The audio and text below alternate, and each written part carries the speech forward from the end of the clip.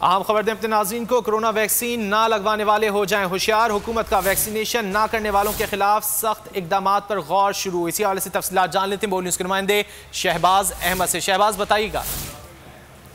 जी देखिए, पाकिस्तान में एक बड़ी तादाद है जो कि अभी तक जिन्होंने कोरोना वैक्सीनेशन नहीं करवाई। हुकूमत ने अब फैसला किया है कि पहले नरमे से निपटा गया था, लेकिन अब सख्ती से निपटने का फैसला कर लिया गया है और जो वैक्सीनेशन नहीं करवाएगा उसके खिलाफ सख्त इकदाम पर गौर शुरू कर दिया है। जो इकदाम है वो शुरू किया जाएगा सरकारी इदारों से। सरकारी इदारों के तमाम मुलाजमीन के कोरोना सर्टिफिकेट चेक किए जाएंगे। उसके बाद जो प्राइवेट इदारे हैं उनके जो मुलाजमीन हैं उनको कोरोना सर्टिफिकेट चेक करने का फैसला किएगा। 18 साल से ज्यादा उम्र के अफराद के वैक्सीनेशन सर्टिफिकेट जो है वो उसके बाद चेक किए जाएंगे। ये सारा काम करने की तजवीज आई है। उसके अलावा ये तजवीज आई है कि वैक्सीनेशन ना करवाने वालों की जो मोबाइल सिम्स हैं वो ब्लॉक की जा सकती हैं और तमाम तजावीज आइंदा वफाकी काबीना के इजलास में रखी जाएंगी और अपनी फैसला वफाकी काबीना और वज़ीर आज़म करेंगे। और साथ साथ ये भी कहा गया है कि ऐसे अफराद जो कि कोरोना वैक्सीनेशन नहीं करवाते उनके रेस्टोरेंट, मुख्तलिफ दफातर, बैंक और दीगर जो अहम इमारात हैं वहाँ पर दाखिले और पाबंदी की तजवीज भी ज़ेरे गौर है। तो आइंदा हफ्ते जो काबीना इजलास होगा उसमें हतमी फैसला होगा